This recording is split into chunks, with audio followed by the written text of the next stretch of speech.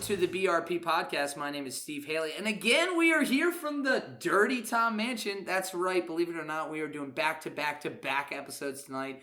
That's because, thank God, my beautiful co-host, Mike Windsor, this just gem of a man. And, you know, he's a little intoxicated right now. I'm going to tell you, this is one of only two podcasts we've done where we've gone in with him drunk. I'm so happy he's here. He's right next to me. I can slap him on the thigh. I can actually feel him, you know, sitting next to me, and it's a different experience. And so, Mike, explain to the people, like, you know, we want to be honest with you, and we want to give them the full experience, and we're trying to give them as much content as we can. So we're slamming it all in. Yeah. Well, first of all, I'm not drunk. All right. Steve's drunk. You're drunk. All right? You're drunk. All right.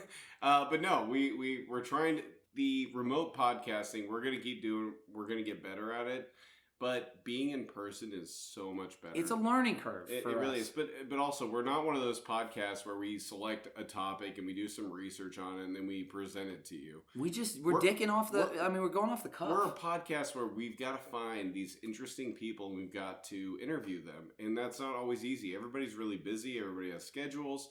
So we're trying to cram as many into this, weekend that we can. So this is going to come as a shock. People are flaky also. All right. Now, I will say our guest today, and I don't know if we decided whether he's anonymous or not. Is he anonymous? All right, we're going right in. Bridenstine, Justin, the one of my favorite bartenders I've ever worked with. He's a big personality, Justin Bridenstine. Am I even saying your last name right? You're right. Okay. All right. I just want to make sure. So happy to have him on here. He, thank God, is not flaky. He's been incredibly accommodating today. He's gone out of his way. We've had a power outage. We've had to move venues. We've had to switch recording equipment.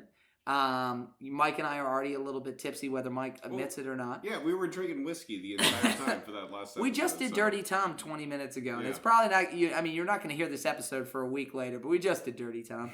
And what a wonderful host he is. And so Mike's right. Look, this stuff is tough. We're going to get better at it. We appreciate your patience. No, fuck all that. We're having a good time. We are having a good time. We think you're going to have a good time. Right? Yes. Because what's our goddamn motto? Don't just fucking listen along. Drink along. And if you're drinking along, you're going to have a good time. Fuck yeah, baby. So look, I mean, usually, Mike, we do the what's new for you this week, but I'm going to go what's new for me. So I teased last episode that I just got back from San Diego, and I want to tell a little story for the people that I didn't tell on the last episode, which is unbelievable. So I get to San Diego. I went out there with my girlfriend to celebrate her graduation. Now, she has never been to California. Now, I've been to San Diego plenty of times. I got a bunch of friends out there. So the whole point of going out there was really so she could see the West Coast. We could celebrate her graduation. We could have a nice time together. It was going to be the first trip her and I took together. And we had a blast. We stayed at an Airbnb, and we had a host there with us. And he was super cool. Real kind of had like a West Coast, very spiritual vibe. His name was Devin. He was like a super bro. Did he have dreads? No. Shaved. He kind of looked like Bradley Knoll, from Sublime. He had the shaved head. He was a surfer bro. He didn't drink. He was waking up every morning that we were there for 5 a.m. sunrise hikes. That creeps me the fuck out. It does a little bit. He doesn't drink and he wakes up early. But he was super nice. Now, I'm glad he came back alive. I preface that to tell you the quick story for our update this week. The second night that we are there in San Diego, Anna and I go out and we have one of the greatest benders that's ever been put together. We go to every single bar in Pacific Beach. And I'm just going to name a few for you. Anybody in San Diego that's listening. La Highness, PB Shore Club, The Local, or PB Local. Where else? We're at Mavericks. We were at Baja Beach Cafe. We were at Duck Dive. We were at Thrusters. We were at Bareback. We're at everywhere you could possibly be in PB. Okay, wait. So Thrusters and Bareback, you said at the same time. Back to back. Two separate places. Are you sure they're not gay bars? They are right across the street from each other. It sounds super You know what's crazy? bar. Thrusters is the dive bar. Bareback is like a really high-end food place. Really? It's like they make like incredible meals. I'll say I fucking love gay bars. I've had so much fun. Me too. What is the Castro in San Francisco? What's your favorite gay bar in Baltimore? Or what you? Well, it used to be what is it? Hippo or No. Grand Central? Grand Central. Grand yeah. Central. When Justin came with us. Oh my god, we had I so love much Grand fun. Central. So And like it for shut me, down. it was the Hippo, and then like Red Maple was a great one for a while. In Morgantown, we had a place called Vice Versa. Awesome. Yeah. Never had more fun than I did partying at It's Vice funny Versa. because Versa makes me think of verse, which means that you go either way. Well, that's So the point. there's okay. I just hope so. It's an but- LGBTQ club. All right, That's the well, I'm point. just saying. Who knows? Maybe. Well, that's why they went Vice. That's why it's called Vice Versa. All right, You know, it's fair enough. I'm just saying. yeah. I also went to the Castro in San Francisco. Yeah, Fucking. that's a famous place though. Yeah, it's like it's the gay district. Oh, And, like, right. Like the street crossings are like rainbows instead Yes. of just white lines. Oh, that's cool. And Justin and I I know had that. so much goddamn fun there, man. We had such a great time. That's awesome. And I don't mean to steal the story back, but I just want to get through our updates really quick and get, we're leaving Justin hanging right now. And I mean our different Justin. We were talking about Kansas Justin there a minute ago. Missouri, But- Justin. Missouri Justin. So anyway, Anna and I are out in California. It's our second day there. We go on this big bender. We hit all these bars. We have a great time. We come back to our Airbnb, and right as we're pulling in on a couple of scooters, Anna takes a tumble. Oh. She flips over one of the scooters. She bumps her head on the sidewalk. Oh. She immediately starts crying. I'm freaking out. We're both way too drunk to be driving scooters. I get her inside, and we go to bed, and I think that that's really the end of it, right? I'm sorry. Now, I wake up the next morning, and she's feeling hungover, and she's got a little bump on her head, so it still hurts. And I go, babe, just chill. I'll go into the kitchen, and I'll get some ice for you. Well, I go into the freezer. There's no ice available. Mhm. So I grab a bag of peas. I come back into the room. I put it on her head, and I go, this is the best I could find. So we both go back to sleep for a little bit, and about 2 hours later, I go back out in the kitchen. Our host is there, and I go, hey, Devin, you've been, hey, just FYI, Anna took a tumble on a scooter, and, I grabbed a bag of peas out of the freezer, and I'll put them back, but I just needed some because you didn't have ice. And he goes, oh, that must have been what you were doing with the blueberries. And I go, say what now? And he points to the sink. And in the kitchen sink is a bag of frozen blueberries and raspberries sitting in the sink. What? Right. And I go, what is this? He goes, oh, have you not seen the living room yet? And I go, no. And I walk in the living room, and when I say every single inch of this man's suede couch and the entire carpet is covered with something like 400 to 500 blueberries and raspberries, What? I'm not kidding. They are ground into this suede couch. What? Yes. What the fuck happened, Steve? I'm completely blacked out the night before, and so I don't remember any of this. And he goes, yeah, we figured, we couldn't figure out why you did that, but we figured you cleaned it up when you got up, is what he says to me. And I go, oh, shit. So I grab a bottle of carpet cleaner. I immediately start scrubbing. I'm thinking in my head, how did this happen? When did this happen? What happened? And it dawns on me, you know what I did? When she bumped her head the night before, I must have gone to the freezer to get her ice. There was no ice. And instead of grabbing the bag of peas, I must have grabbed a bag of chilled berries that was in the freezer and not realized that they were open. And so when I handed it to her, she put it on her head upside down and it spilled everywhere. So okay. So this is not you being a complete drunk. No, no. Which, as you're telling me the story, I just think in any of our regulars, if you have been following us on social media, you saw Steve with the tiger face. Okay. Oh yeah. So that night, and I still don't know if Meg knows this, but Steve was so fucked up. Oh god. And we were fucking with him and like putting food in his mouth, and Meg drew a tiger face on him.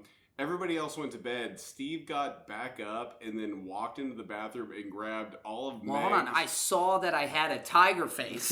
I We saw don't that I know. had a tiger We face, don't and I know. felt spiteful about He it. grabbed all of her like makeup products and threw them in the toilet and flushed the goddamn toilet.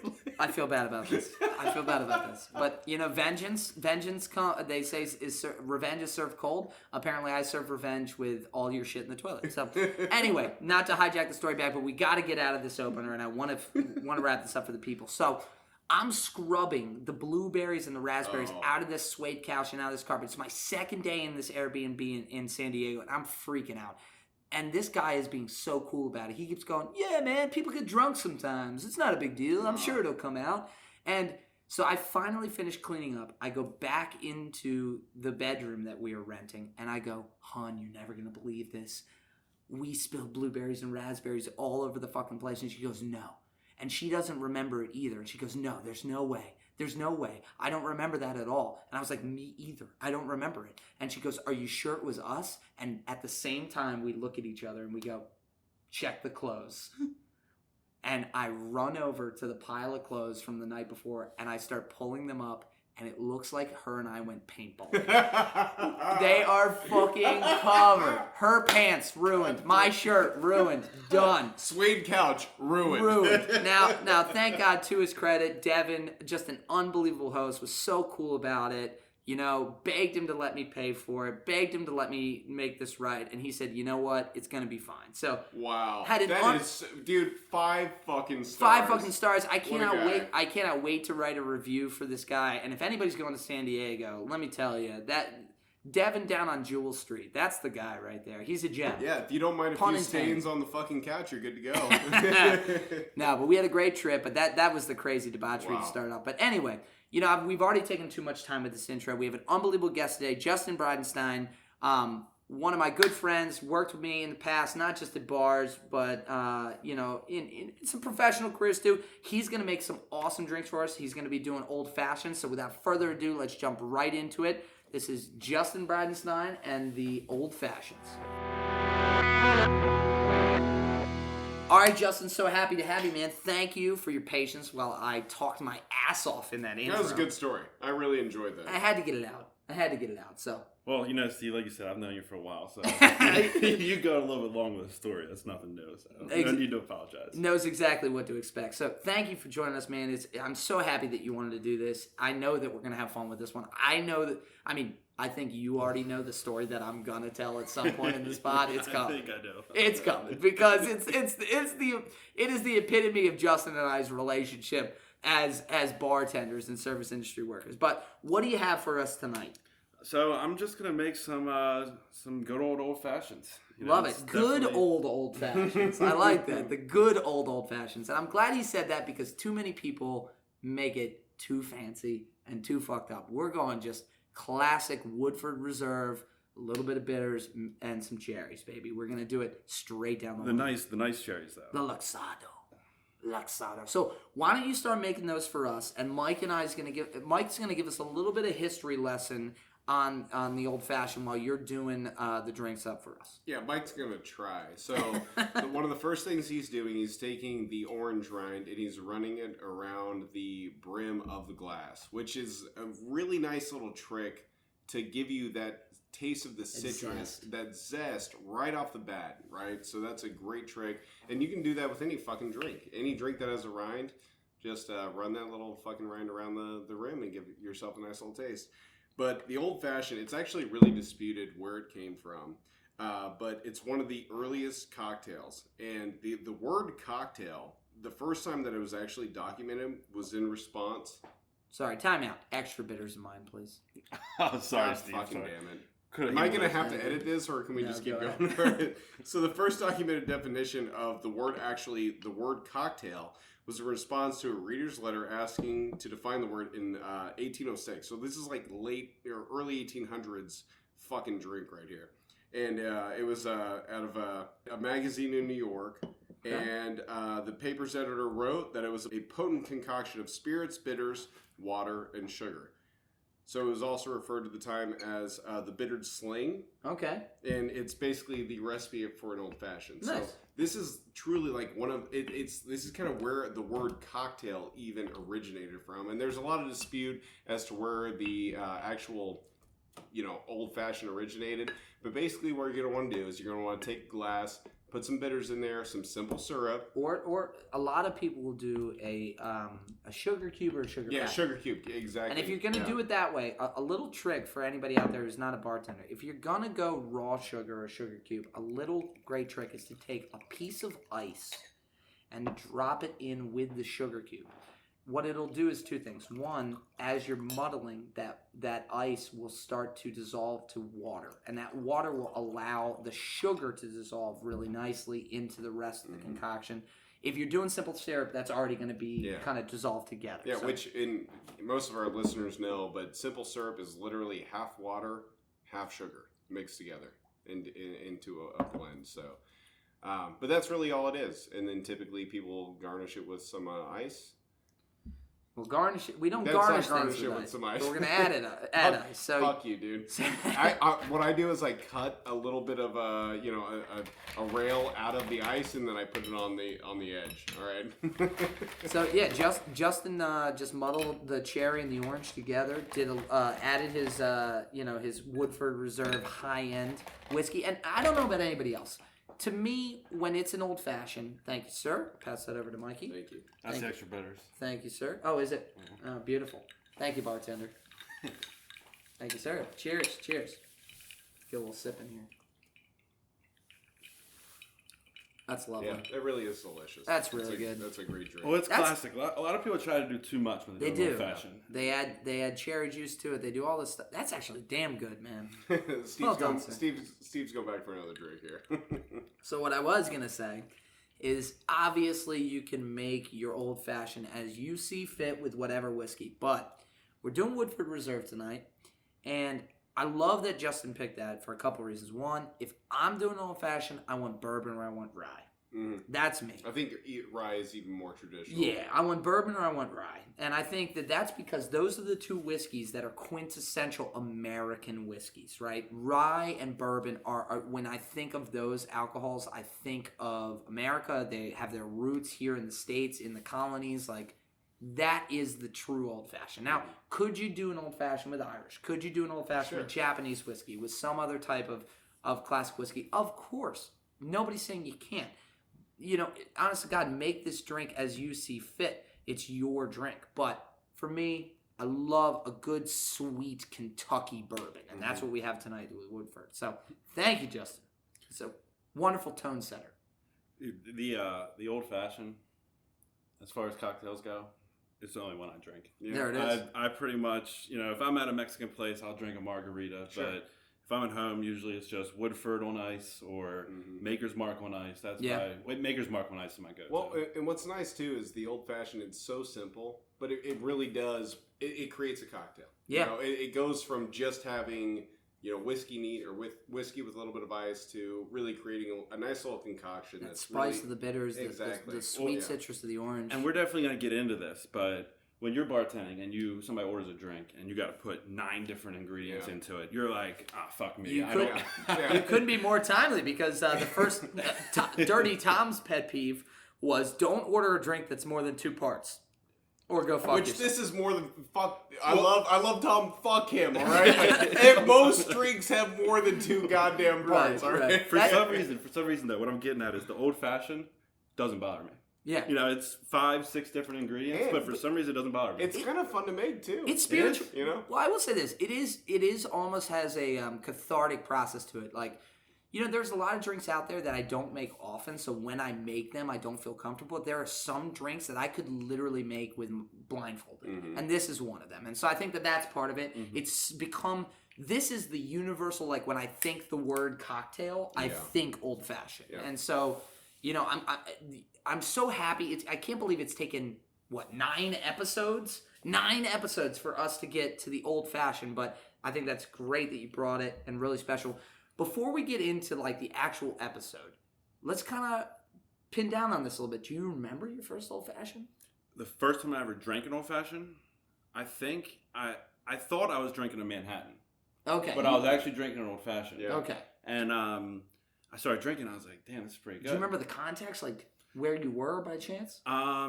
No, I do not. But I just do remember that I thought it was a Manhattan. Right. And then I was drinking it and somebody was like, oh, it's an old fashioned. And I was like, oh, I kind of like that. I was wondering if you were ordering Manhattans for the next month after that, thinking you were trying to get this. Right. You fucked my drink up, right? Yeah. What is this? This is not what I've had before. Which I do fucking love Manhattans, by the way.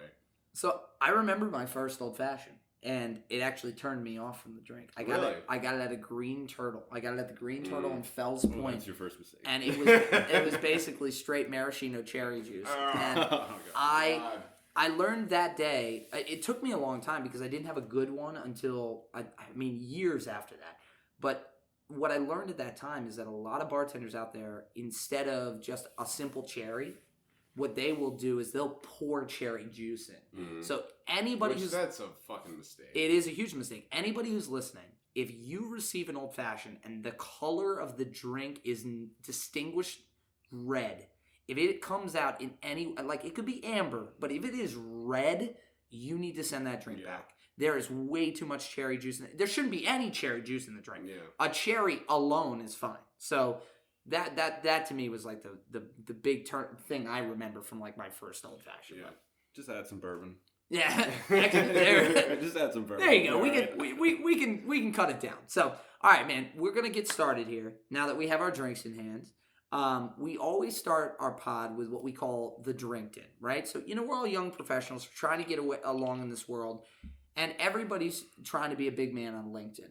We want to hear about your drink in, your service industry experience. So first tell us, how'd you get in the industry, and then kind of the extent of your service, and then are you still doing this, or like when did you get out? So I fell into this industry. I had no idea that I was falling into this industry. They Shanghai. Yeah. My buddy was like, "Hey, I got a job for you. You want it?" And I was like, "Yeah, sure, no problem." But I was playing soccer at Towson, and one thing led to another, and I was no longer on the team. It wasn't working out, and so I had a decision to make: either transfer to another school and keep playing, or get a job and be a normal person for the first time in my life. Mm-hmm. So my buddy, who was he was working down in Fells Point at the time, and he needed somebody to fill in as a bar back during daytime shifts. I already had all my classes set up for nighttime. I like to do night school. So I was like, yeah, sure, I'll do it. Needless to say, I didn't realize that I was walking into the most difficult job in a restaurant. And that's when... And if I can pause you here, not just the most difficult job in the restaurant, but the district you were walking into. Yeah, Fells Point down in Baltimore. So it was a bar down there. There was a big bar on the first floor, bar on the second floor, bunch of tables, and they used the term bar back, but it wasn't really a bar back. You were the bar back, the bus boy, the expo, the food runner, the kitchen bitch. You were pouring soups. You were getting condiments. If it was snowing out and you needed to salt the sidewalk, you're shoveling. I remember one time I got a full kitchen full of tickets, and I got tables everywhere. There's a line outside, and I'm in the kitchen, and I'm just trying to hold it together. I'm weeded real bad, and my general manager, he was just sitting up in the office upstairs, just calls down and goes, "Hey, can you bring my lunch up to me?" And I'm like, "Motherfucker, you're not even down there. You don't even understand how busy I am right now." It's a ballsy move right there. Okay, so I was like, okay, we're on fire. We're literally on fire. Well, it was one of those decisions where I was like, I could have argued with him. I could have been like, fuck you, dude. But that would have taken more time than just grabbing this dude and just sprinting upstairs. You're a goddamn worker is what you are. So that's the other thing about the place Justin's describing right now, and I'm sure we're going to get into it, the actual establishment. But there is nothing like a bar where you have to take stairs all day. No one knows evil like a busy shift where you're just housing food up and down a flight of stairs just all fucking day. As a bar back, carrying boxes full of bottles, ice, kegs, fucking boxes of shit. It doesn't matter what it is. And honest to God, there's nobody. I'm gonna try to put this correct, and you're gonna have to check me on this. All right, so I'm gonna throw this out to both of you. Okay. There's nobody that works harder in a bar than a good bar back. Keyword good. Than a good bar Keyword. back. I'm going to say good like Levitard. Good. A good bar back. Because those are few and far between. But if you're a good bar back, no one works harder. You're fucking running for 8 straight hours. There's 3 things on your mind. Ice, trash, restock. Ice, trash, restock. Ice, trash. Like just over and over and over again. It is physical labor like you can't even understand. And then sprinkle stairs on top of that. Well, or sprinkle uneven stairs. These stairs. Hello, Fells Point. Hello, Fells Point. You had to know which stairs were a little shorter than the other ones, which ones are a little longer. Or let's put a keg room in a basement in a bar where you can't even stand up straight. In a bar district that's in a like a water flood zone, and so the basement's only 5 feet tall, so you're moving kegs hunched over like you're the goddamn hunchback of Notre Dame. I mean, you want to talk about brutal. I remember when I was working at Colada down in Canton, the only access to restock alcohol was in the dead center of Busy Bar when you walk into Colada. That's the only way you can get to any of the beer, the alcohol, anything. So imagine having a Friday or Saturday night, you're fucked busy, and somebody from upstairs bar yells at you as a barback and goes, "Steve, I need 6 cases of Miller Lite stat." I have to like it's a goddamn OR. Right? I have to run behind the busiest bar in the place. I have to clear them out. I have to open up a door on the floor of that bar. I have to climb down a ladder to a cellar that maybe is 5 feet tall. I then have to shimmy my way like a rodent over to the corner where all the Miller Lite is kept. I have to then get 6 cases of Miller Lite. I have to bring them back over to the ladder. I have to climb them up the ladder. And then once that's all done and the door's closed, I then have to take them up a flight of steps. And you guys are wondering why you're waiting for a drink. Go fuck yourselves. And by the way, barbacks ain't getting tipped for that shit. No chance. No chance. So anyway, so you get in the service industry in this crazy way in Fells. And how did it develop from there? Kind of like, obviously you start as a barback, but you're not a barback forever. Correct, yeah. So did barback for a little while, and kind of got to where I was ready to transition. I was seeing the money that the servers were making. I'm 17, maybe 18 at this time. And I'm seeing the money that they're making, so I'm ready to transition to serving. Down there, it was one of those places where seniority, you go around the roster, and they've been here 8 years, they've been here 9 years, they've been here 7 years. And I think that kind of goes with any restaurant, you know. Good restaurant. Yeah. That says a lot about it. Even in the fucking diner we worked at. No doubt. Like, if you were there for a long time, you got better sections. Not to shout somebody out, but Vicky, who was somebody when I got to the diner, I underestimated. Dude, we won't even go into it, but I love you, Vicky. She's incredible. Crazy fucking awesome person. Vicky is somebody that when you meet her, you think this person cannot literally write her own name on a piece of paper, and then within what does that even mean? Well, I'll let everybody let that be up for interpretation. But the thing about Vicky is she's super unassuming. You don't think that she can handle a big section, and then you walk in on a Friday night and she's got the best section in the building, and you realize that she is a master of managing expectations. It is and people's time. It's incredible. It really is a very difficult thing, and that's something. It's not easy. I'll be quick, but that's something I've wanted to say on a lot of our episodes is that I feel like some people who haven't been in the bartending industry or the service industry are like, oh, you're making all these tips and you're not doing a food order. Right? Honestly, fucking serving a lot of people at one time. Oh my god! Is in making their experience good is so difficult. I did the math for the bar that I'm currently working at. Right. And so on average, now we wait as a team. Everything is as a team. We don't have sections. But I would say on average, I'm waiting on somewhere between 40 and 60 people at a time. Yeah. And I really believe that that's a solid average. So if you break it down, our average table is 4 top. I'm usually taking care of somewhere between 6 to 8 4 tops at a time. Yeah, and how many drink orders and food orders and appetizer orders? And then when you're waiting as a team, you pick up ancillary people. Oh, I need this. I have a to-go order. Like I'm here. I'm a single, and so you pick up people. So imagine taking different orders from 60 people, and it's like juggling, man. Yeah. And you're running, so it's crazy. So the point is fucking tip, all right? Yeah. So anyway, it sounds like you moved front of the house after that. Sorry, not to get back. We totally hijacked your narrative there, but we do that here. That's what we do. We do a lot of interrupting on this pod, just to be frank. I've spent some time with Steve. I came in. He knows. This is going to be a very honest Steve pod because Justin has spent probably a lot more time with me in and out of the service industry than most, but. So you moved from the house, and what was your first job? Did you go serving, or did you go? Well, so I was, like I said, I was ready for transition. Yeah. This restaurant was opening a new restaurant. So that restaurant was in the city. They're opening a new one out in the county, and one of the managers that was. You can call it the burger joint, by the way. The burger joint. That's how we talked about it in the last episode. Yeah, all right. So went from the burger joint in the city to the burger joint in the county. Yeah. Right. And moved up there because I had an opportunity to pretty much just jumped the line as far as seniority goes. Yeah. It was a new restaurant. They were bringing in new people. Yeah. I already had a year in Fells Point with this Sure. company. So I just jumped the line, went up there, and was able to be the number one Get the good server in the shifts. beginning. Yeah. Get That's all the awesome, good man. shifts. Now you got to be 21 to bartend in the county.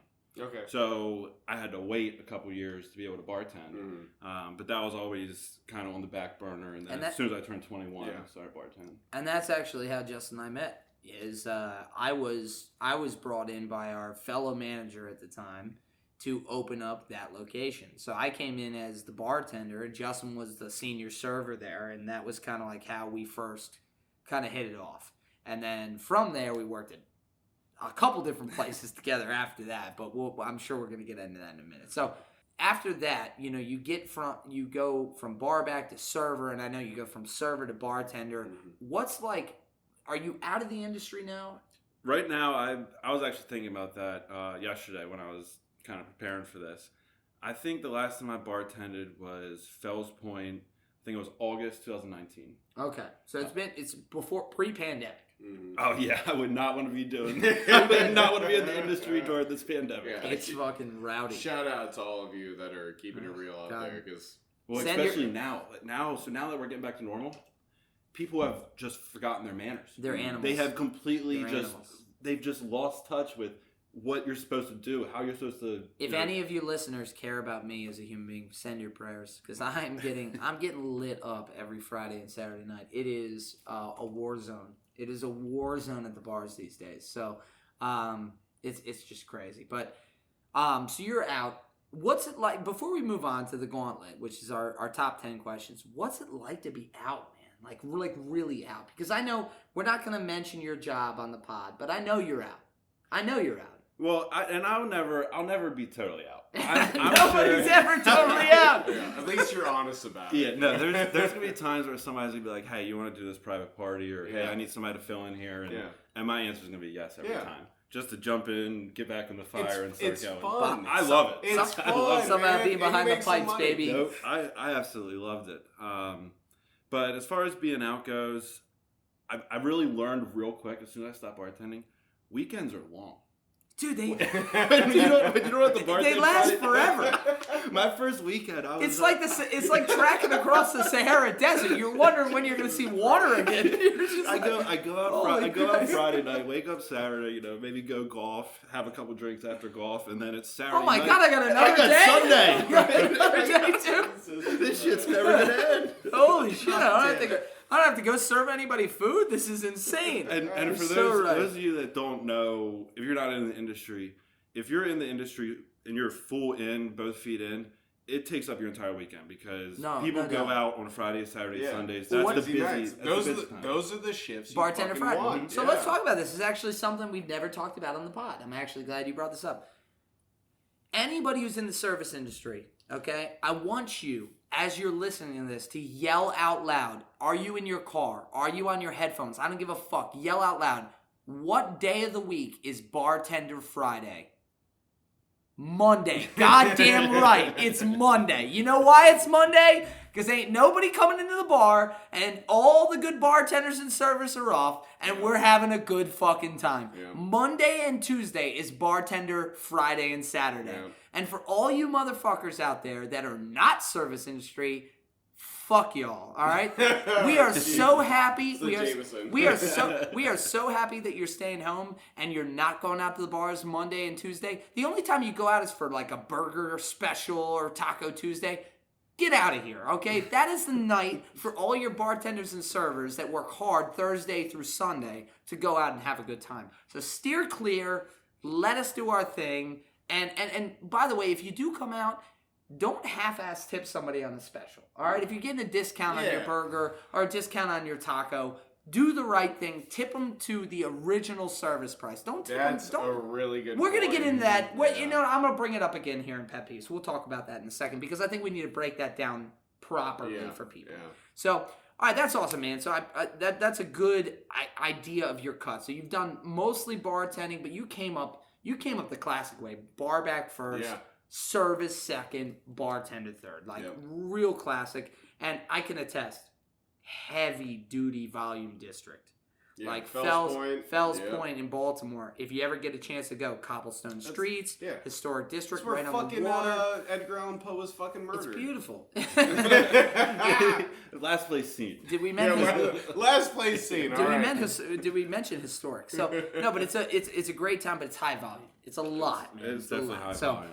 So that gives us a good sense of where you're at. So without further ado, we are gonna hop into the top 10. This is the Gauntlet, man. We have spent, Mike and I, so many hours together trying to fashion the right questions to ask people. And I think we got it down to the top 10. So we'll see. The listeners will decide. We'll see if you can survive. Maybe I'll think of an 11. Well, without further ado, here we go. It's the Gauntlet, baby.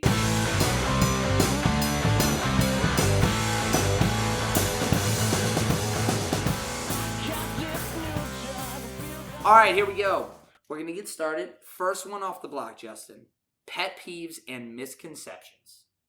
Pet peeves and misconceptions. So the first thing I'm going to say in this one is, and I say this all the time when I go out to the restaurant with people, everybody that goes to eat at a restaurant should be forced to do 15 or 30 days in a restaurant before they That is the first. It should be just mandatory minimum. Mandatory minimum. You got to do 15 or 30 days in a restaurant before you go and patronize a restaurant. Yes. That should be it. Yes. You're not allowed. You're not allowed.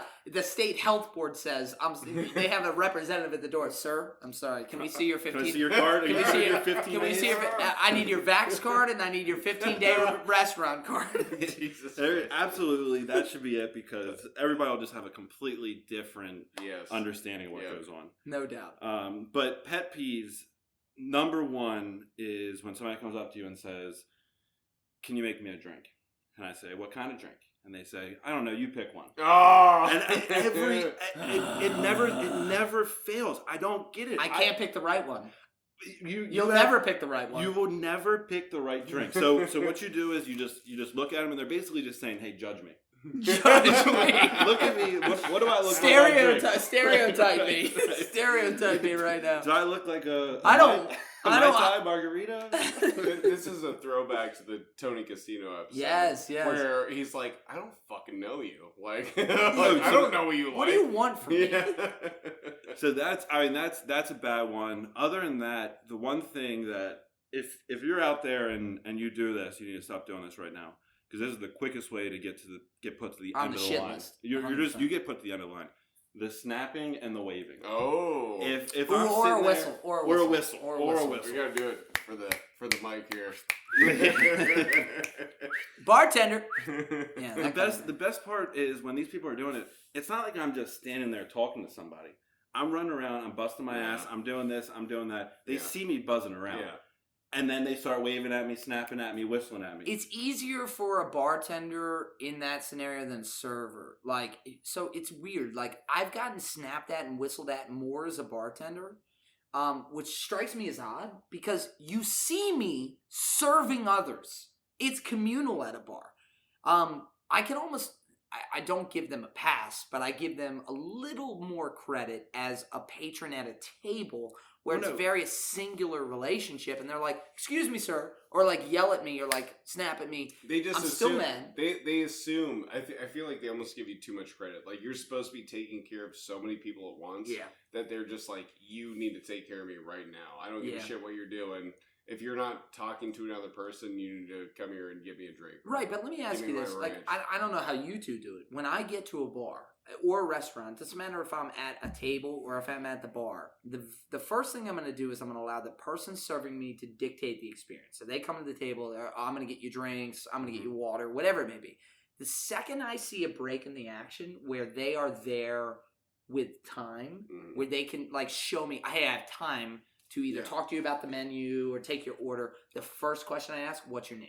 Every time. Every fucking time.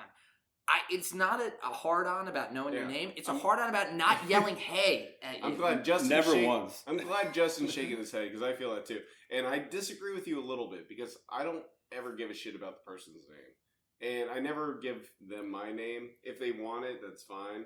But here's where I disagree. Coming from the service industry, expect a certain level of service from anybody that is serving me, right? pour me a little bit of that too. There you go. Thank you, sir. I'll take a splash. So I'm never gonna snap at anybody. I'm never gonna whistle at anybody. That's just fucking trashy, you know. But like, I do expect a certain level of fucking service from anybody. Sure. You know, I'm gonna tip you 20%. So let's have a different conversation.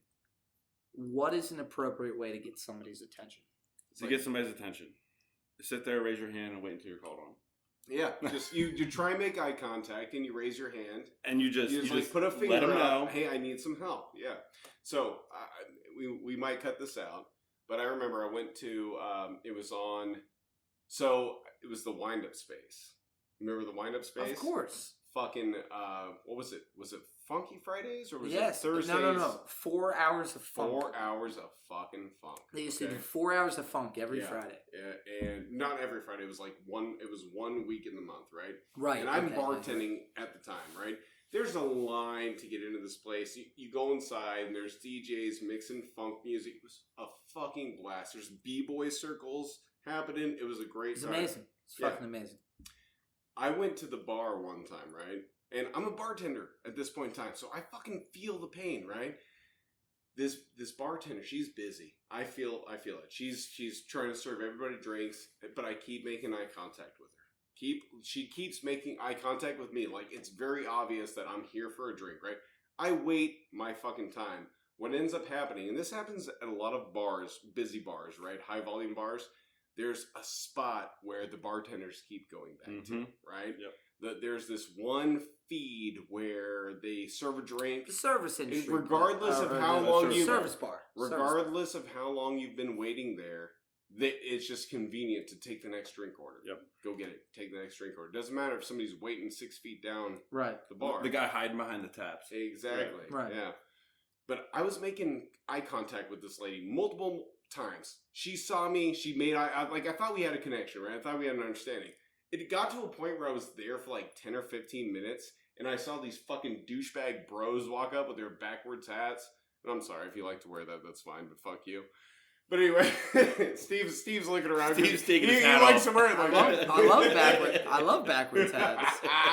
So keep throwing out. So I'm there forever. These guys walk from the dance floor up to this fucking bar, and they immediately get served. And I go, hello. That's literally what I said. I said, hello. The woman looks at me, and she like kind of has a breakdown.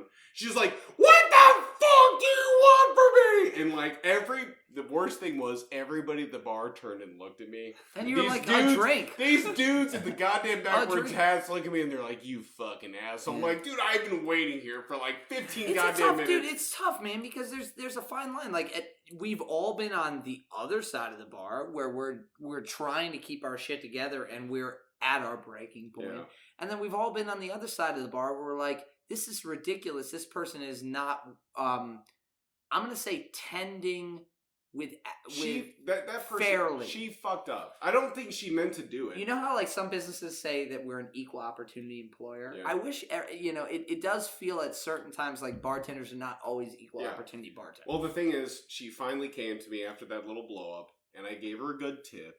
Because I feel her pain. I'm not gonna not tip her because of that. And that's the distinguishment of what Mike did. Is he gave her a good tip still, no matter what. And I never went back to her bar again. I sent my friends to get more drinks. That's fine. He made his decision. It was a weird situation. Well, and not to go off. I know we got question 2 coming up. We got a lot. But we got a lot to go here. There's also, let's take it from a different angle. Let's take when you're a patron at a bar. Mm-hmm. You're a bartender. You're in the industry. You understand the industry. You go somewhere and you're now a customer.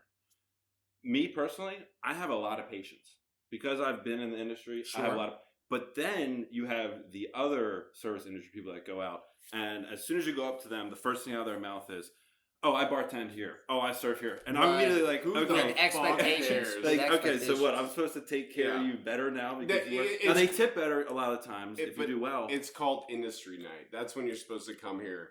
Right. You know what I mean? And revel in the fact that you're a part of the industry. But you don't get a special pass just because you fucking serve drinks. When I get up to you and I haven't even asked you what you want to drink yet, and I already know where you work, I don't. That's a problem.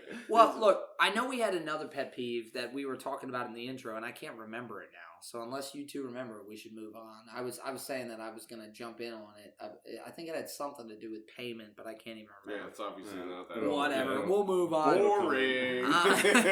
I'm sure we're gonna circle back to this on another pod. But anyway, let's move on to number 2. Best tips and worst tips that you've ever got. Best tips were, I think, Can be either one. It can be both. It don't matter. So best tips, I don't really have one that really sticks out. I've gotten some very good tips, and I've had them where I was expecting them, but then I've also had them where I wasn't expecting them. Yeah. The ones when you're not expecting it, those feel the best. Now, why weren't you expecting it? Because they treat you like shit. Because they treated you like shit, but then they tipped well. Well, and that's kind of the thing is, and we were kind of talking about this earlier. When you're bartending or you're serving, whatever you're doing, when you walk up to whether it's a couple or it's 4 people, 5 people, the first thing I do is I read the room. I want to know that table. Is this a first date? Have they been married for 50 years? Are they just friends? Are they, you feel that. And if you get that right, the entire experience you can control. Because some people, not to cut you off, Steve, but some people some people are going out and the bartender or server is just basically kind of like a tool. Like you're the means of me. Dirty Dom. Dirty Dom. Fucking tool. He's a robot. He brings you my food. He takes my order. He fills up my drinks when they're empty. And that's Get away from me. Now other people, they want you. You're part of the experience. Yeah, exactly. Like you have to. So you got to entertain. I do have to pause you here. In this regard, Justin and I have a much more similar serving style. Right. We're gonna maybe let a thing slip through the cracks from time to time. But what this is really about is if you like Justin or I, you come to see us. It becomes more of an entertainment thing. Yeah. It's because when you sit down and have dinner with us, we are going to actually entertain you. All the stories that happen in our week, we're going to tell you about them. All the crazy shit that's going on with your family, we want to know about it. Yeah. Like we're going to engage you in a different sort of way. Having us as a server is having almost like a personal friend you can connect with that also happens to drop off food and drinks. You have no fucking... right. You can walk away. It's the best of friends. Exactly. You don't ever have to worry about our emotions. You don't have to ever worry about when I'm down. Yep. You can just come in, get your entertainment out of me, get the juice out of me, and then move on with your fucking day. That's what I am for you. And I'm fine being that guy. Like, I'm okay with that. Use me. Go ahead. Use me, baby. So, I hear you. So, some of that is part of the best tips, worst tips thing. I mean, have you ever had one that like is really memorable for either category though? Well, so this isn't my experience. I was in the restaurant, but I do remember I was working with a nice, lovely young lady one time, and she got a $1,000 tip. Oh, we talked about this a lot. We just talked about that. She's actually going to be on Baltimore. Oh. All right, well. No, go ahead. Go ahead. Because we want to get every... Just keep her anonymous for now. We want to get every side of this story. Yeah, of course. So she gets a $1,000 tip, and obviously, rumors, it gets around quick in a restaurant. Of course, yeah. It's a goddamn knitting. And there's a couple ways you can handle it, but I'll narrow it down to 2 ways you can handle it. Okay. You can either take that $1,000, cash it out real quick, shove it in your pocket before anybody knows, or which everybody's going to know at some point. Let's be honest. The numbers are going to be. There's no way you're not going to know. You can think that you can get away with it, but you ain't going to get away with it. It's not happening. Yeah. Or you can spread the wealth. Yeah, of course. And which is the right thing to do. I've always been a spread the wealth person. When I tip out my bar backs, I always round up. Trickle down economics, people. That is trickle down. That's trickle down economics. This isn't a political podcast. Trickle down economics isn't political. We've got some policies here. That's just a fact. That's how the bar business works, baby. That's how the economy works. But I'm not going to say which one she was, but there's the 2 ways you can go about it, and she went about it the wrong way. That's what I'm gathering. No, what's wrong for one person is right for another. We already talked about this. I'm getting mine. I used to work with this girl. I'm getting mine from this girl. I will say this: when we do actually interview her, we're gonna ask her 2 questions. Number 1, what were you thinking? Number 2, where's my cut? Wait, you thought she was thinking? Come on, give me a break, man. Dude, we need. She was like, "Oh, here's $1,000." I'm gonna be honest with you. I think we need a female co-host because we have gotten a No, little. that had nothing to do with the gender. Well, that wasn't even the best. No. But the best part is, I'm pretty sure that couple. I'm pretty sure they were swingers. So my well, first thought we is, talked about them too. my first thought is, well, what'd you do for that tip? That's right. What have you done for me lately? Right. All right. Well, moving on.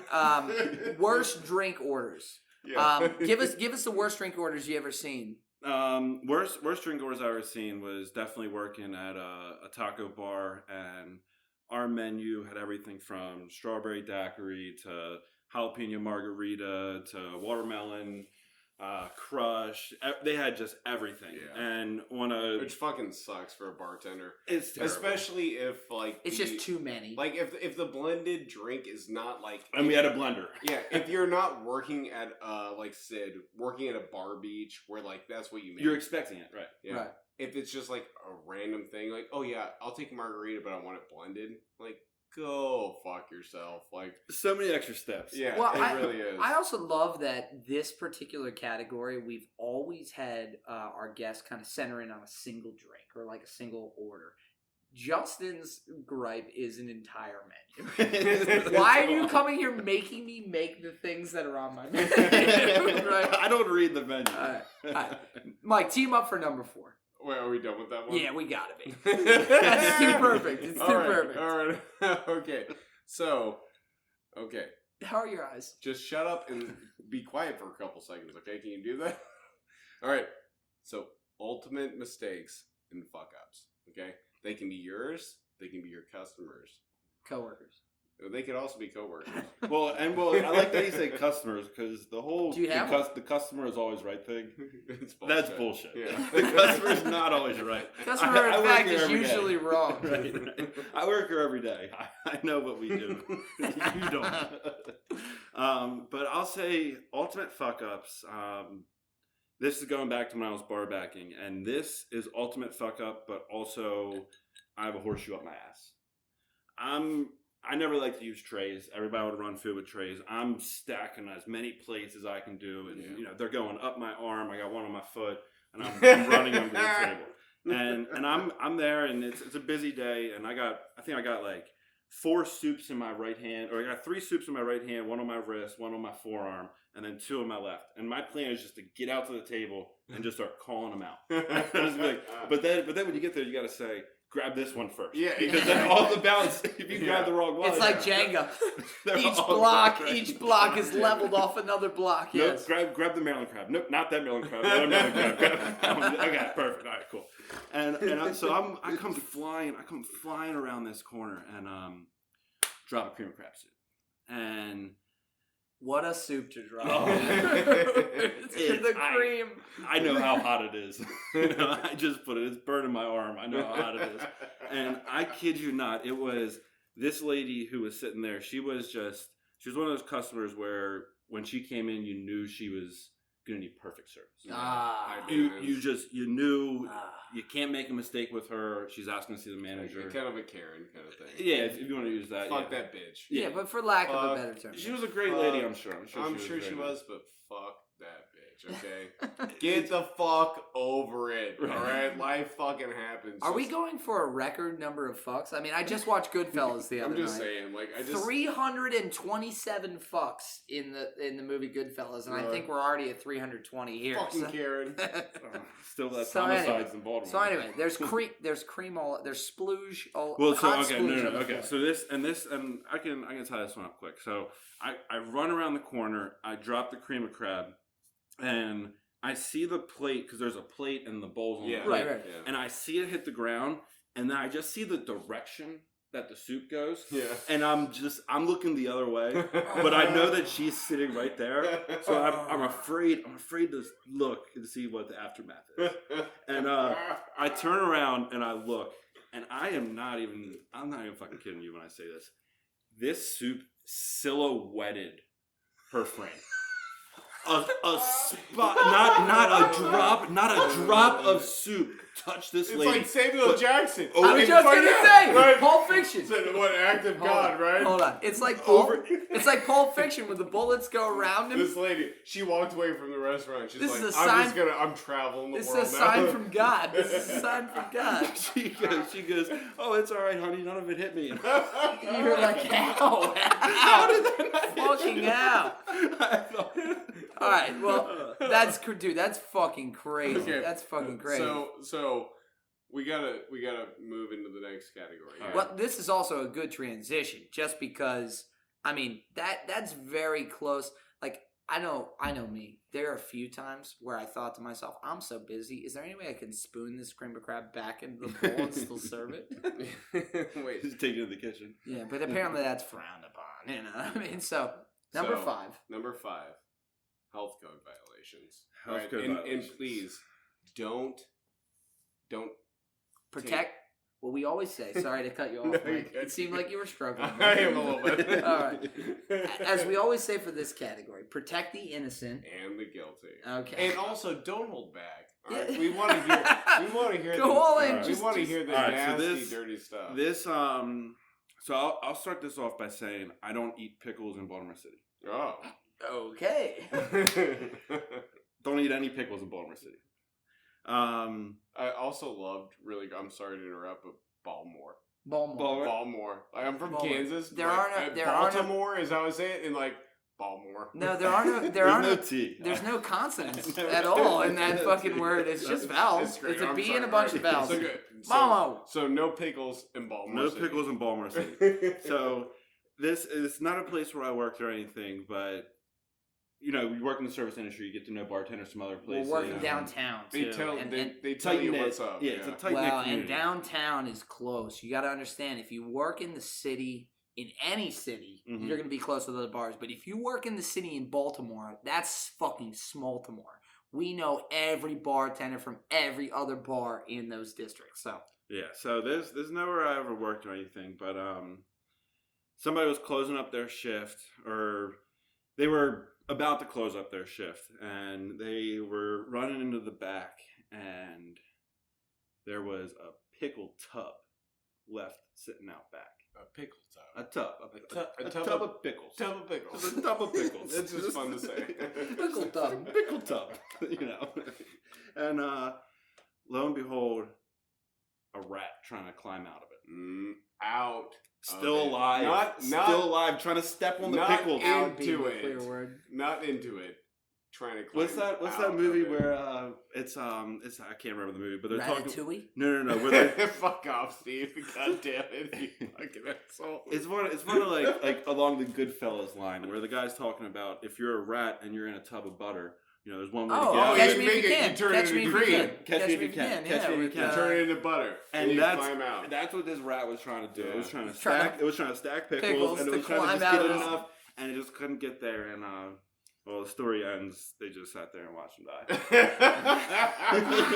Jesus And then Christ. they took the rat out. They put the pickles back in I'm for sure the next those day. pickles were used tomorrow. Goddamn right they were. You're goddamn right Hey, they were. pickles, they take a long time to make. I mean, it's at a least tub- a couple A weeks. tub of pickles. I'm gonna be honest with you. I heard once that nurses actually use pickle brine to clean wounds, so it's probably Really? all no. Fuck you. I'm gonna push No, you down probably later. it's all healthy. But anyway, what an unbelievable story to get us to our break time, guys. We're gonna take a quick break and we're gonna come back with ratchet and crazy customers. All right, we are back. My God, my drink is Come on, full. let's cheers it. While we were gone, I gotta tell you guys, Dirty Tom gave me a bite of one of the turnips that he's been growing. That shit is fucking Dude, refreshing. I literally ate one of his turnips earlier. Delicious. That shit is fresh. Anyway, we're gonna jump right back into the gauntlet. So we just did health code violations. How about number 6? Ratchet crazy customers. We also like to do memorable Yeah, customers. they don't have to. So they don't have to be crazy, shitty. They don't have to be shitty. Maybe it's a customer that you really like. but they can be shitty too. Well, so the first one that comes to mind, this is going to be very memorable, but probably most people probably call it ratchet. There was this lady who I was serving, and Why is it always this low? well, because when I get to this story, you're going to see, and it's probably like six women at the table. They're roughly 50s, 60s. Cougars. And something like that. And I'm sitting there, and I'm taking the drink order, and this lady's tit is out. Oh, like wait, there's a baby there, and she's breastfeeding. No. Her tit is out just of her shirt. Janet Jackson at the booth. I'm gonna have a nigga butt and then some that kind of thing. Her boobs out. Yeah. I can areola everything. I can see everything. And Tara. Sweater muffins on the table. What's the girl's name? Tara something. Molly Whoppers. I'm sorry. Right, come on, we just talked about this. Now Steve's calling this nice lady's tit saggy on the table. That's not what I said. I didn't say they're on the table. So her boobs out, and I look at it. Not a boob. Not a boob. I'm trying to see right now, and I'm talking to her. I'm holding eye contact with her, and take her order, get all the way around. And, wait, so you're taking an order, and she's not putting her tip back. She doesn't realize it's out. She has no idea it's out. Nobody else at the table is saying anything. So then I get like I'm going around, I'm doing the circle, I'm going around, and I get like 3, and I see one of her friends like reach over and like let her know, and she put her pulls it tip up. back in. And I was like, okay. So went back, got their drinks, dropped them off. Later in the night, I go back and I'm refilling their drinks, so I'm getting more food. And her tit's out again. She chose an ill-fitted garment. I'm starting to think, is this on purpose? But then her friend tells her again, put your boob back in. And she puts her boob back in. I'm not even making this up. A third time I go back there, her fucking tit is out. No. A third time it's out. Dude, it's gotten to the point where now her friends are not even telling her. It's at this point your boob is falling out 3 times. So I have to ask: is it a nice tit? It's everything's relative. Yeah. It's an okay tit. Relatively speaking, it was an okay tit. All right, now follow up question: how drunk is she? Is she like drunk to the point where she doesn't know her tits out? Like straight up. She had no idea. She could have both of them out, but she wouldn't know. But it's because she's that drunk. They were definitely drinking, and and that's no discrepancies there. You just wonder if it's a wardrobe malfunction of some sort. Obviously not at this point. At that point, it's like, hey, you need to do something about it. Unless you're feeding a baby, put that shit away. Or don't live your life. I'll look at it today. That's a pretty good one, though. Yeah, that's certainly a very memorable customer. So no, I'm not gonna forget that one. Mike, tee him up for 7. Wait, was there any closure to this? There was no closure. There's never closure. This is the service industry. All right. What was I supposed to say? Lady, you flashed me 3 times. Like, what are we doing here? You just reach down and flick the nipple, I guess I could have. No! Jesus! All right, so we're going to move on, which this is a good segue. Yeah, because you're going to start a fight if you flick a nipple. As Steve loves to say. So, fights, arrests, and fires. Okay. Tell us a time that the bar was fucking burning down. I love fires, dude. Fires are good. Fuck off, Steve. You have a problem. I love fires. You need to see a Steve, a little pyro. I just love a good bar fire. Yeah. That's when you know what people are really made of. That's how you know the Becky from everybody else. Just if you got a grease fire, throw flour. Yeah, okay. Don't throw water. Not throw water on it. Yeah. Number 1. That could happen to your own kitchen at home. Yeah, exactly. Throw See, flour. At the Bartender Run podcast, we're all about home safety. Keeping you safe. Bartender safety. Keeping you safe. Now pour another shot of Jameson, you fuck. All right. So fires are good. Fires happen. They happen more often than one would think at a restaurant. Yeah. Oh my God. People don't think fires happen, but I remember getting to the point where the kitchen's on fire. I was like, all right, whatever. When do I get my order? Yeah, where are my chicken tenders? I got a table on 15 minutes. Let me get my shit. Right.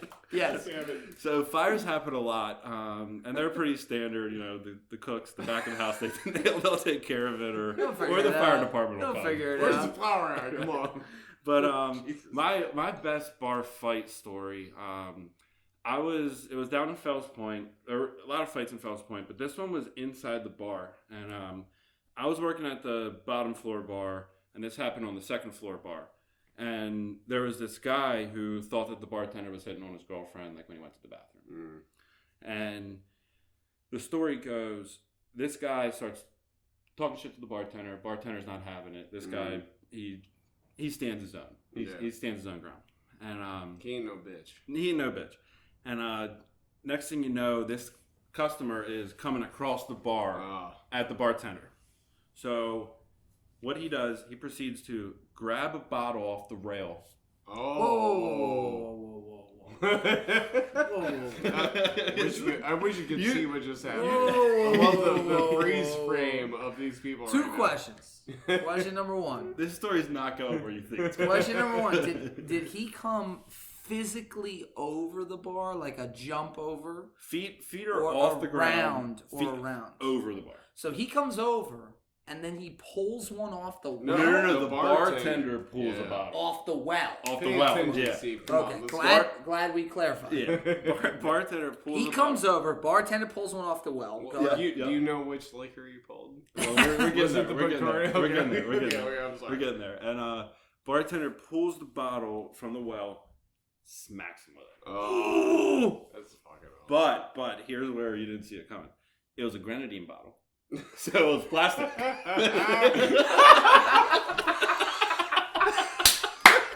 wasn't a glass. Dead fished him in the face. Dead fished him right in the face. And the cherry on top. Boom. Whack.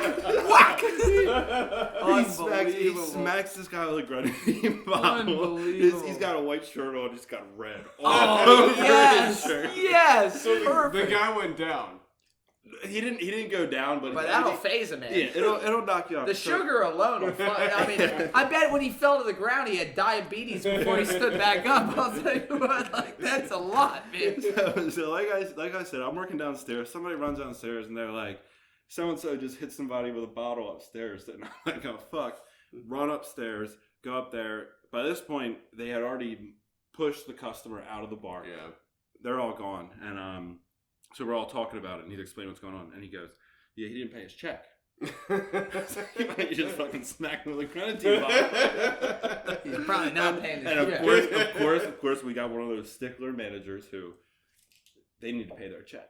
So who do they send out to ask this man? You. So I'm like, where's the fucking bar back? Come on. Yeah. Send our 18-year-old kid who doesn't even know how to use the register out there to get the money from that guy. This guy's not even cooled off yet. He's still cussing at his girlfriend. He just got bitch slapped with a grenadine bottle. Right across. He's never gonna forget that. Right? He is still fuming. I get it. So I wasn't there, and I'm like, okay, whatever. I'll go ask this guy to pay his check. I'll try to bring some calm to the situation. And so I'm like, which one is he? And they go, walk over to the window, and they go, oh, it's him right there with all the grenadine on his shirt. There's this guy on the other side of Thames Street with just his shirt is just stained red. Is anybody else singing the song Lady in Red? I keep imagining him like with a maraschino cherry like right in his mouth the whole time. So how'd that go? So I went over there and kind of walked up to them. He was yelling at his girlfriend. He was upset. She was trying to calm him down, right? Because he was the instigator. He was the initial. Yeah, aggressor. He sounds like a fucking. He was the initial aggressor. Yeah. So and she wasn't flirting with the bartender. He just that was all in his head. But so I go over there and I was like, hey guys, I understand some confrontation just went down, but you still haven't paid your check. You guys have been here like 2 hours. You got a pretty hefty check. Sure. And they're like, no, we're not paying it. And I was like, well, there's two ways we can go about this. You can either we can go inside. If you give me your credit card, I'll just run in there and I'll run it. Or I can bring out some more goddamn grenadine. Or I can call the red, white, and blue. And by red, white, and blue, I mean grenadine, white, and blue. So his girlfriend, she was awesome. She was like, I don't want him going in there. Yeah. You stay out here with him. I'll go in there and pay the check. Okay. And I was like, you know what? That's a damn good idea. Heady play. We'll do exactly that. She goes in, she pays the check. She goes in, she pays the check. I go in, and I'm the hero because I got the guy that got smacked with the grenadine bottle. The first round of applause on the pod. Well done, sir. And you deserved it. You deserved it. Team up for the next one, Mikey. All right, so Once again, I'm going to say the same thing I said before. We don't have to bring the energy down. We don't. We just have to change it. We have to send it in a different direction. Well, you just talked about a girlfriend and boyfriend. I mean, there's some... We want to talk about sex stories. All right. Okay? They can be yours, your coworkers, maybe customers, all right? Something weird that happened, all right? You know? Yeah.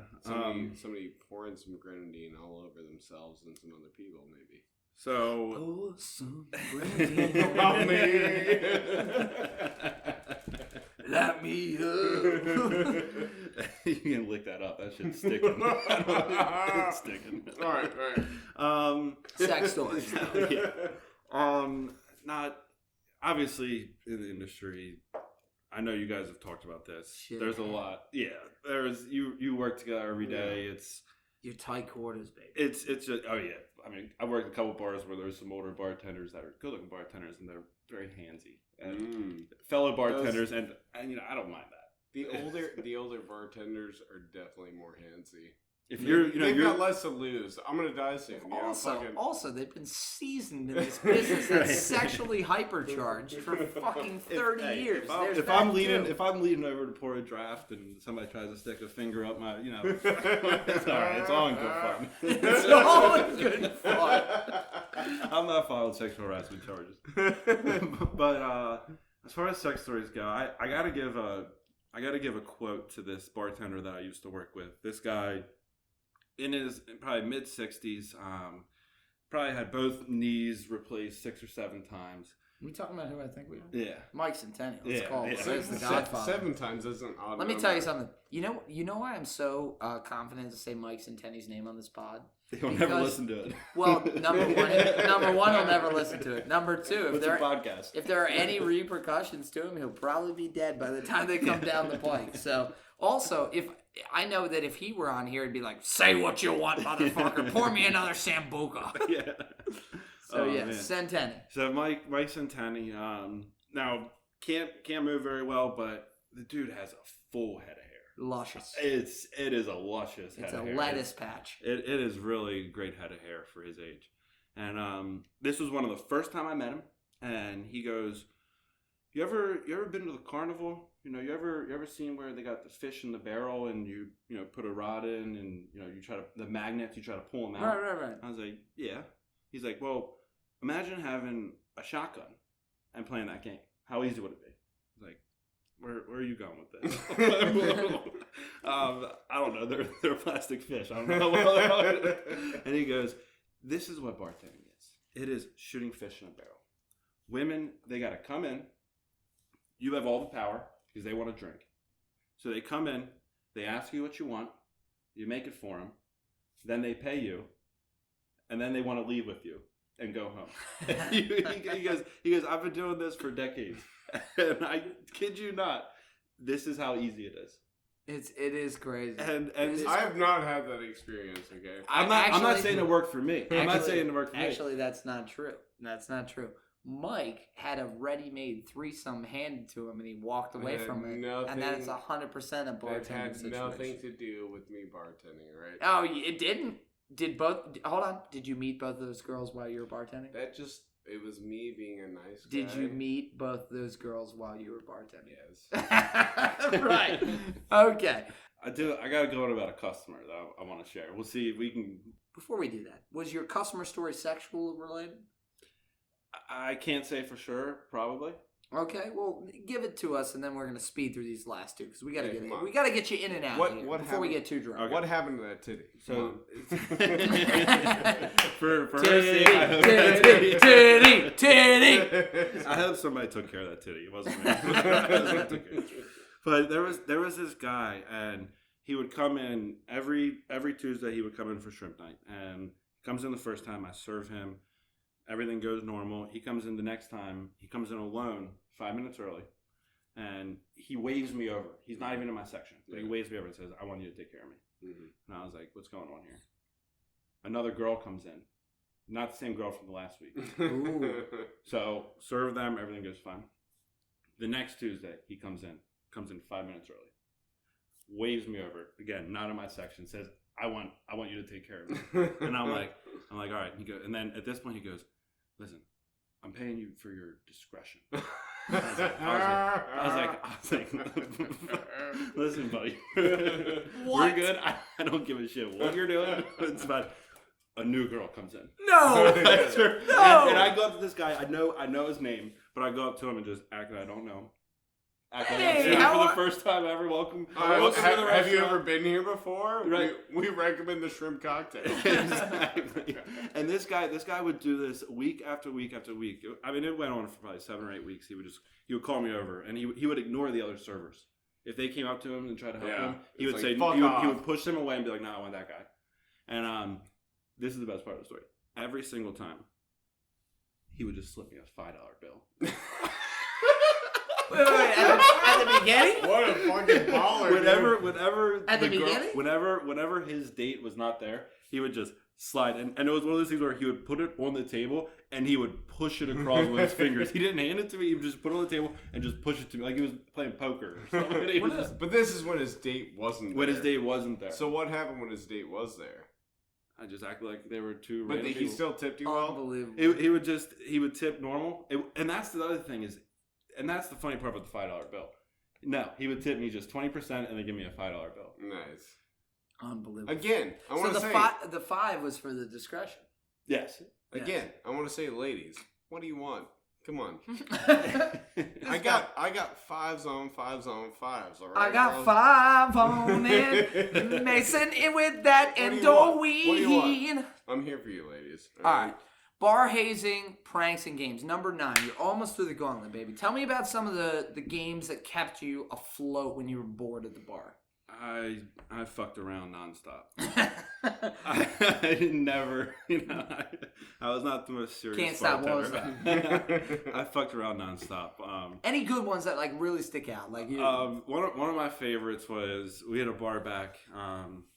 And he was awesome. He was really, really good at his job, really hard worker. And you could offer him money to do things. Yes. You could say. So we talked a little bit. We've talked about him on the pod. All right, he's one of our favorite people. So this is Alex Boucher, who unfortunately has passed away. So let his name ring on. Yeah. He's a wonderful person.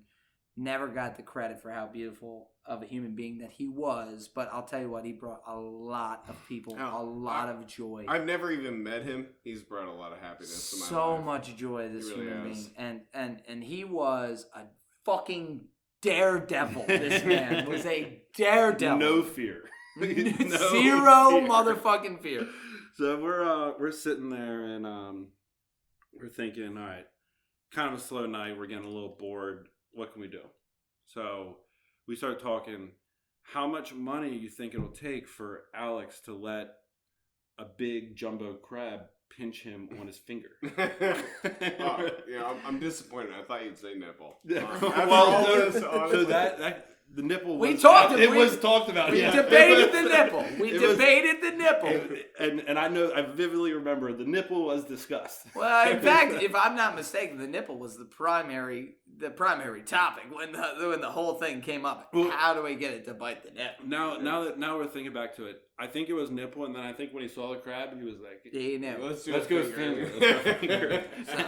So we go back and we're in the crab room. We're in the crab room. You only got 2 nipples. You got at least not 10 fingers. Not Did 10 you forget fingers. how many fingers you had? 2 of them are thumbs, you asshole. You're a fucking twat. But how many times have you seen like a nipple get ripped so anyway, off? How often do you use both your of you shut up. Keep going. Nipples get ripped off. Keep going. Let's say that's a fact. Keep going. But, so we're in the crab room. So we're in the crab room, and the crab steamer pulls out a crab, and we're looking at it and we're thinking, actually, that one's not big enough.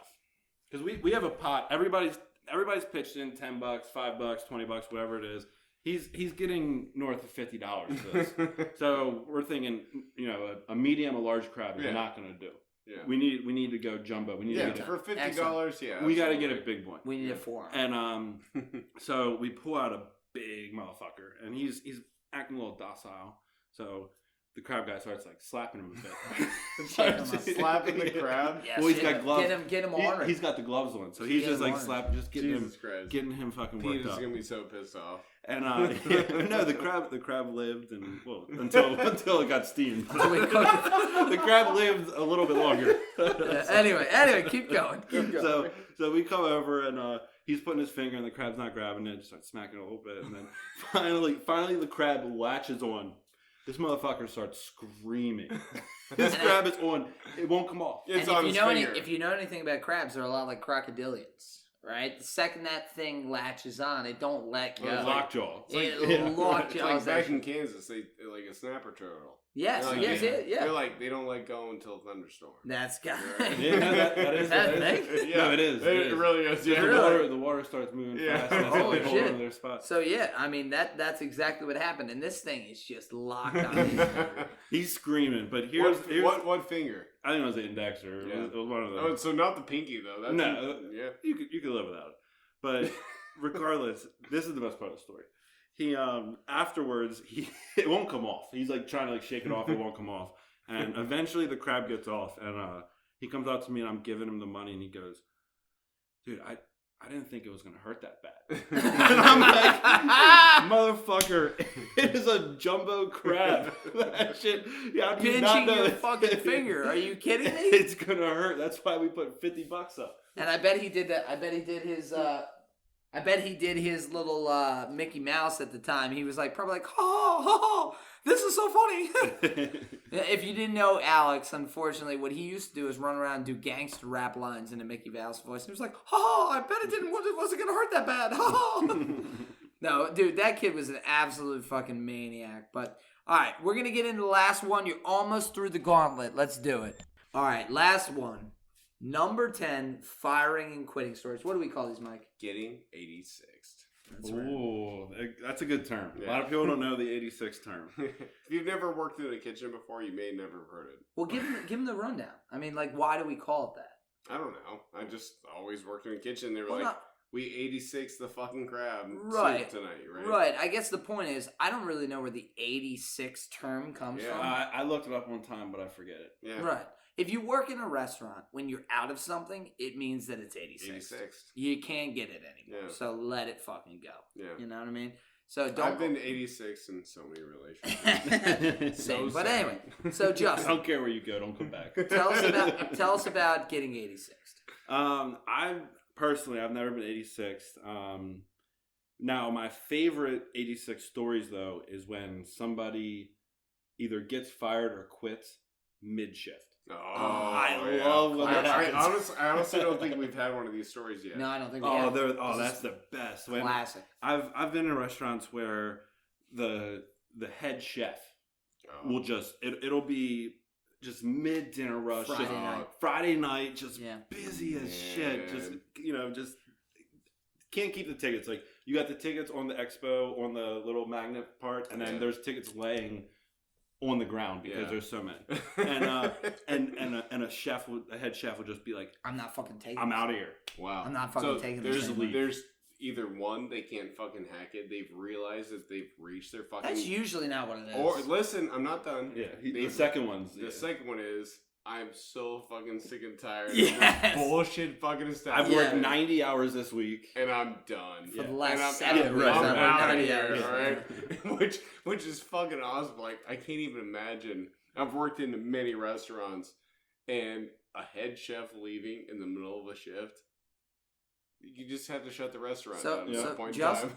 Now, I know we told this story on the pod, but I mean, Justin was there the night that when we were at the burger joint in the new location up in the county, where the head chef and the sous chef left in the same night. Oh. Yeah. And our manager started crying in the service station. She's in a fetal position crying in the service station.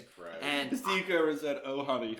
Oh, honey. I run back to the kitchen and I go, listen, everybody's getting crab cakes and burgers. Start fucking cooking nothing but crab cakes and burgers. Start sending them out. I don't care what the tickets say. Oh, chicken sandwich? Oh, you got a crab cake, dude, fish. We had only opened I'm allergic to fish. We had only opened like a month or two before that, and we had the whole place packed. And I'm like, look, at this point, we have reputation on the line. We have service quality. We're building the reputation. Right. It's a brand new spot, right? And this whole place is packed right now. Like, what do? Do I go out there and I tell and at that point, with Becky crying in the fucking service station. There was You nobody talked about running Becky this joint. I want to climb you like a tree. Yeah.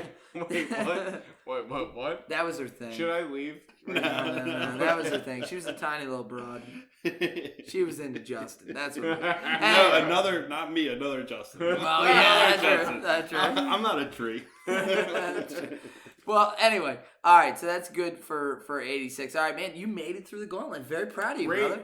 Dude, I had a great time. Well done. It was a lot of fun. So many snorts on this episode. So many snorts. That tells you it was a good one. We have this thing called the snort board, and what we do is every episode we count Mike's snorts, and depending on how many snorts he snorts per episode, people can cash them in for a percentage off. I think there were 4. For the merch store. At least 4. Easily At least 6. Look at this Six guy. is- Look at this guy. I don't know. We're going to have to recount. Are you trying to cash in? Come on. Fuck We're off. gonna have to go Justin, back and right? count. I But thought you were anyway. going to say we take a shot for every snort. Ah! Come on. So- Do you want another Andy Gladbach situation here? All right. Mike has another episode to do after this.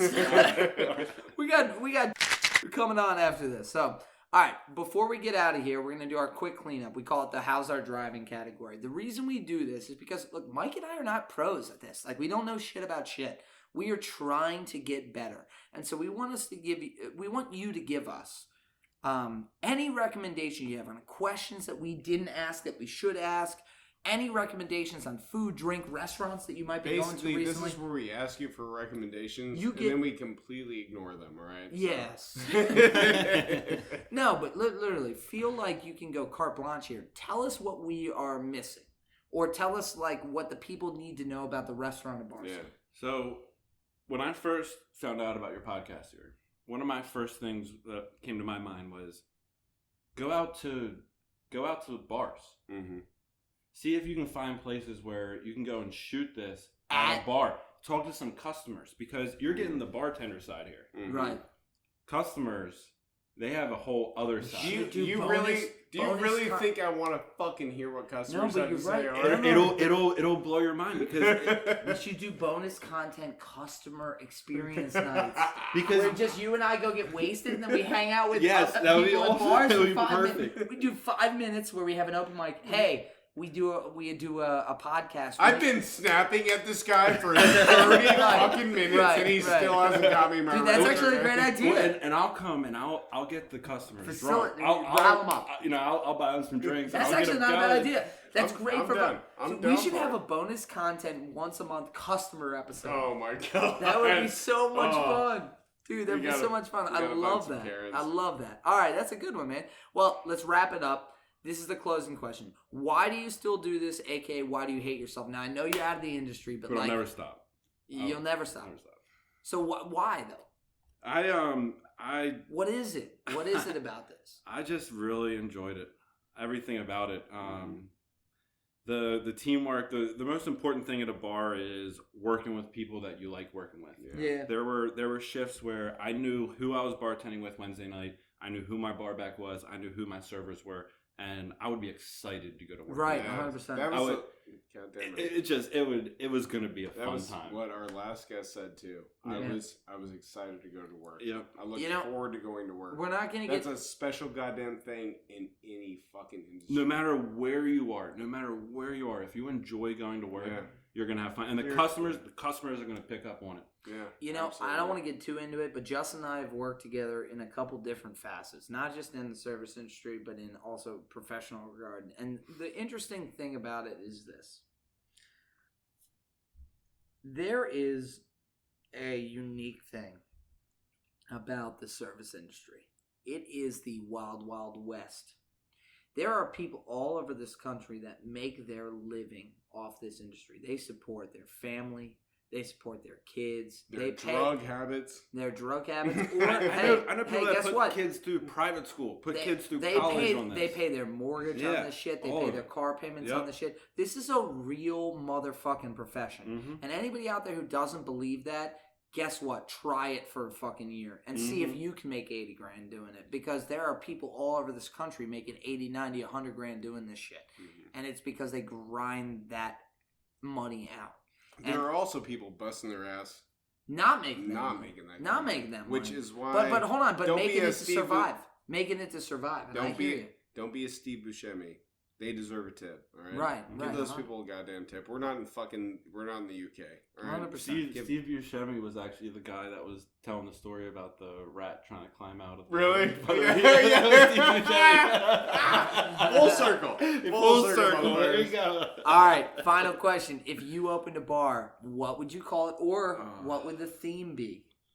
Well, you know I'd open a dive bar. Yeah. There's no doubt I'd open a dive bar. What do we call rat in the pickle jar?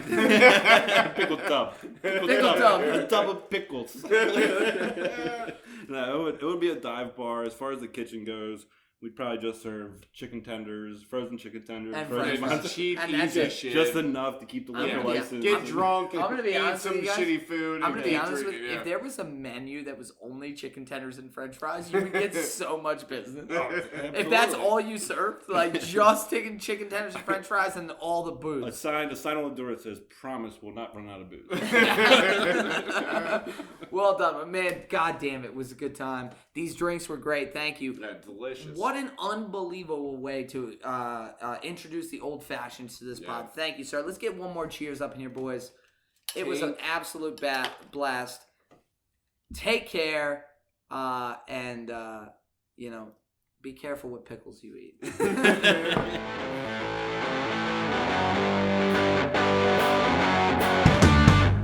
Hey everyone, thanks for listening along. We really hope you enjoyed the show. If you did, we release new episodes, every Monday. Every goddamn Monday. I don't know, every week, every Thursday, every Friday. Whatever Mike gets around to it, really. They're coming. A big shout out over to our friends at Trumpet Crawler. God damn it, Mark. I love you guys. Thank you so much for letting us use your song. If you guys haven't checked them out yet, I don't know what you're doing. Fucking awesome musician. Yeah, that song Fast One is so awesome. It really you hear is. it at the beginning of the pod, all throughout the pod. The reason we put them on there is because they fucking slap so fucking hard. rock. So hard. So check them out on Facebook and Spotify. Show them some love. And if you want to be one of our regulars, follow us on Twitter or Facebook or Instagram at the BRP Drink Along. You can listen along on Google Podcasts, Apple Podcasts, YouTube, and Spotify at the Bartender Ran Podcast. Please be sure to subscribe, rate, and review. We actually, I don't know, do we need the personal validation? Yes. Yeah, we do. We really I'm do. leaking confidence. We need you guys. We need you so much. If you want to be one of our VIP listeners, please subscribe to the Bartender Ran Podcast on Patreon. VIPs are always going to have a spot at the bar. And you'll get access to bonus content, which we're cooking up. Dude, we have some great t-shirts coming. Yeah, we're cooking up some bonus content. You're also going to have a chance to vote on new episodes. We're going to take some trips, and you can tell us where to go. And you're always going to receive a 10% discount on all of our merchandise. Yes, please sign up on Patreon. And if you want to be a big tipper, AKA one of our Bozels, feel free to make a donation at PayPal under the bartenderrantpodcast@gmail.com. Mike and I do this because we love the service industry. We love talking about it, but this does not pay our fucking salaries or my rent.